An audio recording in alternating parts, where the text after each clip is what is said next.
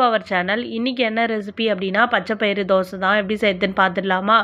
ஒரு 4 இல்லை 5 மணி நேரம் நல்லா கழுவி ஊற வச்சுட்டேன் பச்சைப்பயிரை. இப்போ வந்து அதை அரைக்க தான் போகிறோம். 2 பல் பூண்டு, கொஞ்சம் இஞ்சி, சின்ன துண்டு பச்சை மிளகா, இது கூடயே நம்ம ஊற வச்ச பச்சைப்பயிறு, அது பச்சைப்பயிறு கூடவே ஒரு கைப்பிடி பச்சரிசி போட்டு ஊற வச்சுக்கோங்க. இதில் வந்து கொஞ்சம் கல்லுப்பு, இது எல்லாத்தையும் சேர்த்து ரொம்ப ஃபைனாக இல்லாமல் கொஞ்சம் கொரன்னு அரைச்சி எடுத்துக்கலாம். தண்ணி கொஞ்சம் சேர்த்துக்கோங்க. இந்த ஸ்டேஜில் தண்ணி சேர்த்துட்டு நல்லா அரைச்சி எடுத்துக்கோங்க.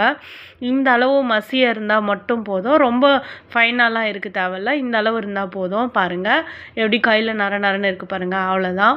இதை வந்து உப்பு வேணும் அப்படின்னா இந்த ஸ்டேஜில் உப்பு மட்டும் கொஞ்சம் போட்டுக்கோங்க. தோசைக்கல்லை வச்சு நல்லா மெலீஸாக ஊற்றிக்கோங்க. நல்லா ரோஸ்ட் மாதிரி ஊற்றிக்கோங்க. இது நல்லா எண்ணெய்லாம் இல்லாமையே சூப்பராக வரும். இந்த தோசை ரொம்ப ஹெல்த்தியானது, ரொம்ப கிறிஸ்பாக, ரொம்ப டேஸ்ட்டாக இருக்கும். இது கூட நான் வந்து இன்றைக்கி தேங்காய் சட்னி தான் வச்சுருக்கேன். நீங்கள் வேணும்னா கார சட்னி அந்த மாதிரி டிஃப்ரெண்ட்டாக ஏதாச்சும் வச்சுக்கோங்க. இதுக்கு வந்து சுருக்குன்னு இருக்க சட்னி தான் வந்து நல்லாயிருக்கும். கண்டிப்பாக இதை ட்ரை பண்ணுங்கள். இன்ஸ்டண்ட்டாக ஹெல்த்தியாக ஒரு ஃபுட்டு இது. நம்ம சேனல் பிடிச்சிருந்துச்சு அப்படின்னா லைக் பண்ணி சப்ஸ்கிரைப் பண்ணிக்கோங்க. இந்த தோசையை நீங்களும் வீட்டில் செஞ்சு பார்த்துட்டு எப்படி இருந்துச்சு அப்படின்றதையும் சொல்லுங்கள். இதே மாதிரி கொஞ்சம் காரமாக கெட்டியான ஒரு தேங்காய் சட்னி வச்சுக்கோங்க. இல்லை கார சட்னி, வேர்க்கடலை சட்னியும் நல்லாயிருக்கும். ட்ரை பண்ணி பார்த்துட்டு எப்படி இருந்துச்சு அப்படின்றத சொல்லுங்கள்.